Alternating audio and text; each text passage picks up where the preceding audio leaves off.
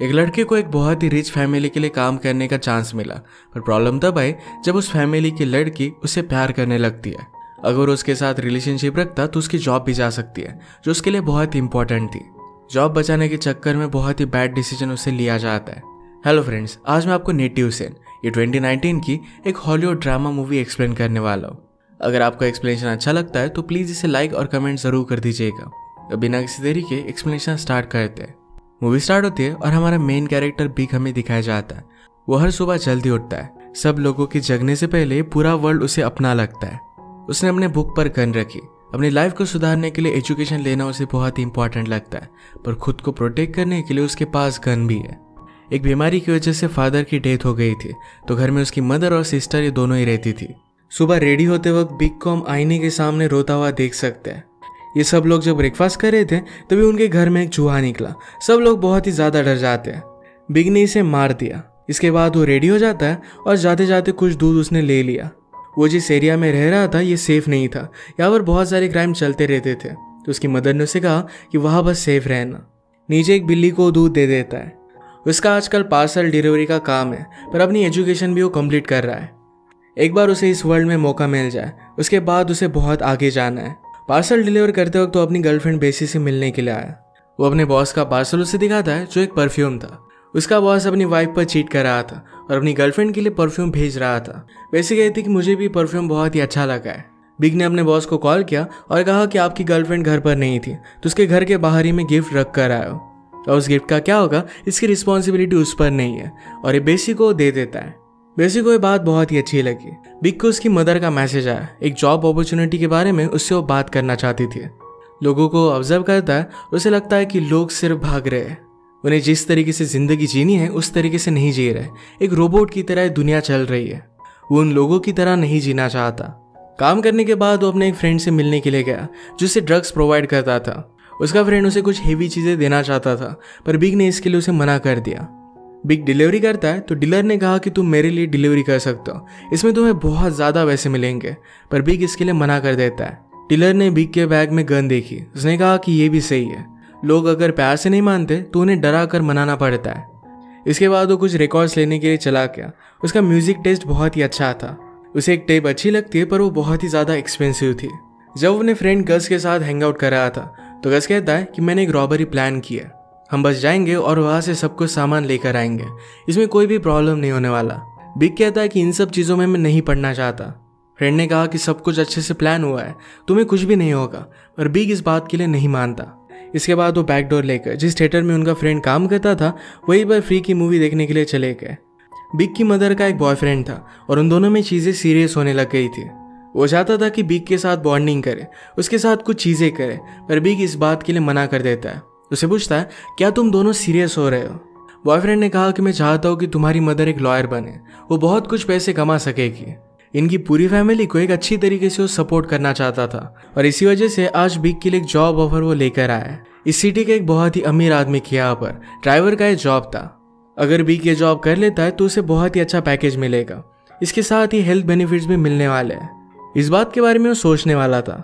रात में अपने फ्रेंड्स के साथ वो हैंग आउट करने के लिए आया, जहाँ पर उसकी गर्लफ्रेंड भी थी, जिसका नाम है बेसी।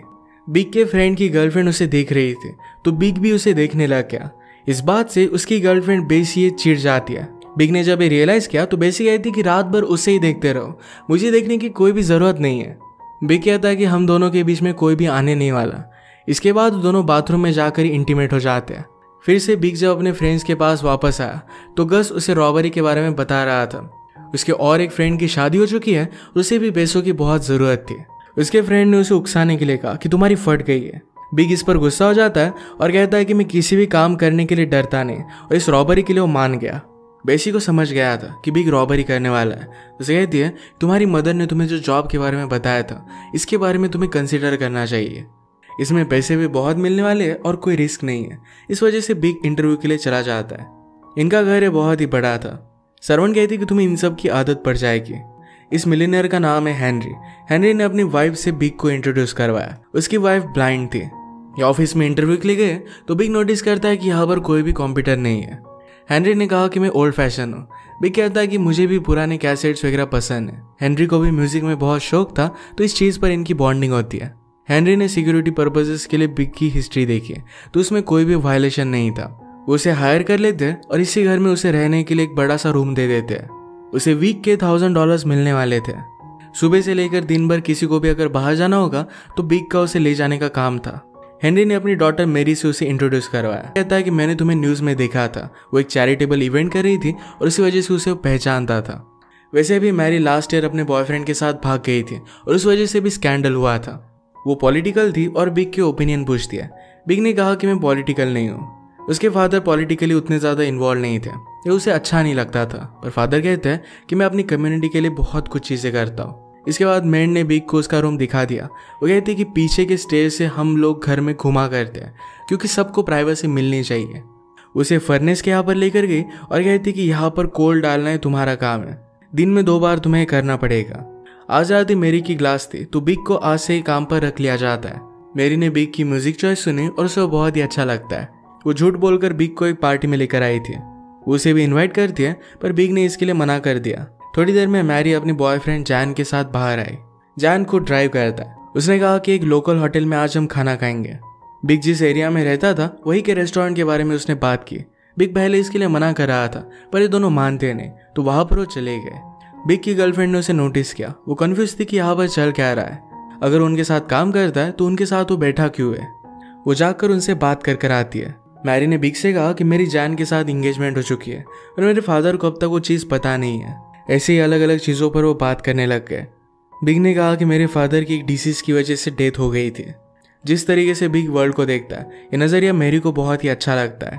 बिग ने मैरी को घर पर ड्रॉप करते हुए पूछा कि तुम्हारा लास्ट ड्राइवर भी तुम्हें इस तरीके से कहीं पर भी लेकर जाया करता था। मैरी ने कहा कि वो तुम्हारी तरह कूल नहीं था। वो ज़रा ड्रंक थी और बिग को उसके रूम तक ले जाने के लिए उसे पूछ रही थी पर बिग इसके लिए मना कर देता है। उसने अपना काम अच्छे से किया। हैरी उस पर इम्प्रेस हो जाते हैं और कहते हैं कि अगर तुम्हें गाड़ी में अपने फ्रेंड को घुमाना हो तो तुम जा सकते हो। रात में सारे फ्रेंड्स मिलकर पार्टी करते हैं। बिग को जॉब मिलने की वजह से गस का रॉबरी का प्लान सक्सेस नहीं हो पाया और इसी वजह से वो ज़रा गुस्सा था। वो बिग को कहता है कि तुम उनके गुलाम की तरह हो, तुम में कोई भी सेल्फ रिस्पेक्ट नहीं है। इन सब बातों की वजह से बिग गुस्सा हो गया, उसे बहुत मारता है। बिग जब घर पर वापस आया तो हेनरी का ओल्ड ड्राइवर अपना सामान लेने के लिए आया हुआ था। बिग पूछता है कि क्या तुम अपना जॉब वापस ले रहे हो। ओल्ड ड्राइवर ने कहा कि ऐसा कुछ भी नहीं है, तुम्हें एक बहुत ही अच्छी अपॉर्चुनिटी मिली है और इसका तुम अच्छे से ख्याल रखना। एक दिन बिग और बेसी जैन और मैरी के साथ हैंग आउट करते हैं। मैरी जिस तरीके से बिहेव करती है ये बेसी को उतनी अच्छी नहीं लगती। मैरी और बेसी ने बात की और बेसी का फ्यूचर सॉर्टेड आउट था। वो बिजनेस की स्टडी कर रही थी और लाइफ में आगे जाने वाली थी। यहाँ हम देख सकते हैं कि हैंग आउट करते वक्त मैरी और जैन के बीच में थोड़े थोड़े झगड़े चल रहे थे। वो बिग और बेसी को ओपेरा देखने के लिए इन्वाइट करते हैं पर बेसी इसमें इंटरेस्टेड नहीं थी तो बिग अकेला ही उनके साथ गया।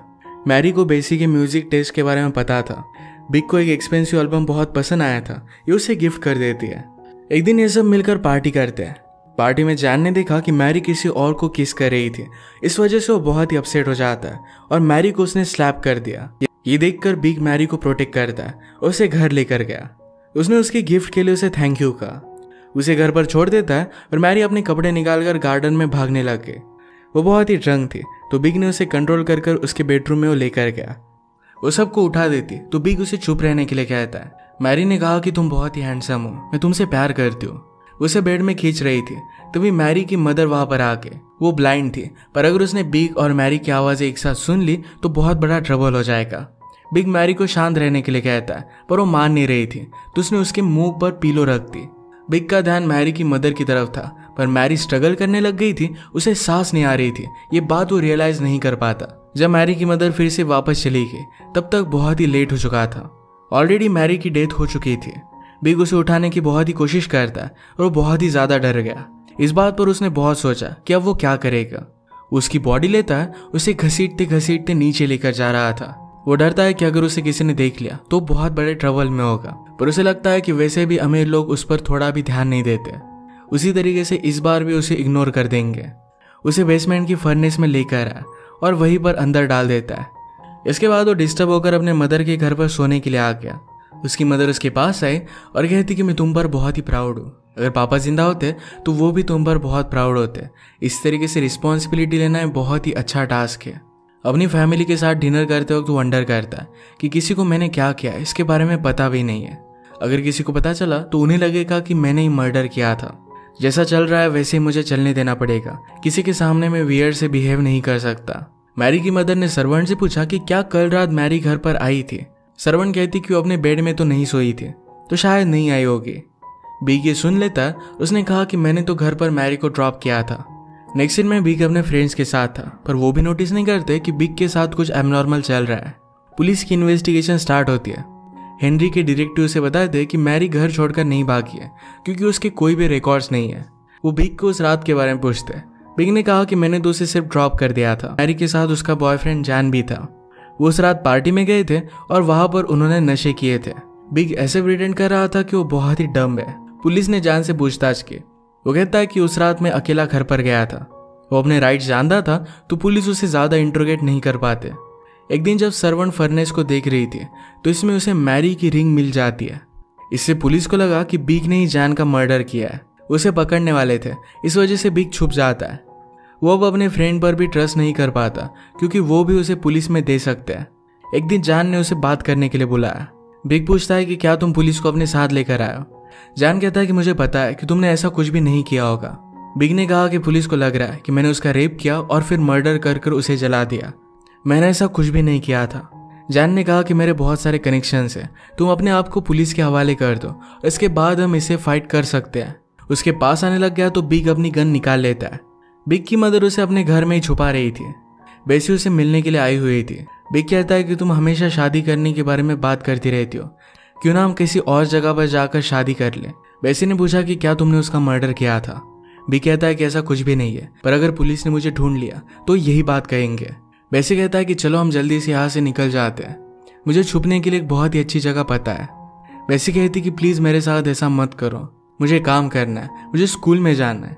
बिग ने कहा कि मैं तुमसे बहुत प्यार करता हूँ, प्लीज मुझ पर ट्रस्ट करो।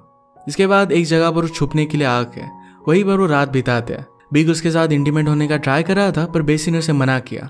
उसकी गन लेकर आगे आ गए। बिग कहता है कि मुझे ये गन वापस करो। बेसी ने गुस्से में बाहर फेंक दी। कुछ लोग इसे देख लेते हैं। वो कहती कि तुम्हें पुलिस के पास जाना चाहिए। बिग उसके पास आकर रोने लग गया और कहता है कि तुमने ऐसा किया क्यों। उसका गला दबाने लग जाता है। बेसी कहती कि क्या अब तुम मुझे भी मार डालोगे। इस रियलाइजेशन से बिग को बहुत बुरा लगा। उसे सॉरी कहकर वहीं पर रोने लगता है। नीचे लोगों ने पुलिस को कॉल कर दिया था और बिग यहाँ से भाग नहीं सकता। उस पर गन लगाते और सरेंडर करने के लिए कहते हैं। बिग कभी भी सरेंडर नहीं कर सकता था। उसने प्रिटेंड किया कि उसके पॉकेट में गन है। ये निकालने का जब वो नाटक करता है तो पुलिस ने मिलकर उसे मार डाला। जिस तरीके का पर्सन वो बन रहा था, इससे उसे मर जाना ही अच्छा लगता है। इसी के साथ ये मूवी एंड हो जाती है। अगर आपको एक्सप्लेनेशन अच्छा लगा तो प्लीज़ इसे लाइक और कमेंट जरूर कर दीजिएगा। बहुत सारी मूवीज़ लेकर आता रहता हूँ, तो प्लीज़ चैनल को सब्सक्राइब कर दीजिए और बेल नोटिफिकेशन आइकन दबाना मत भूलिएगा। हम फिर से मिलेंगे और एक नई मूवी के साथ। तब तक के लिए थैंक यू और आप अपने आप का ख्याल रखिए।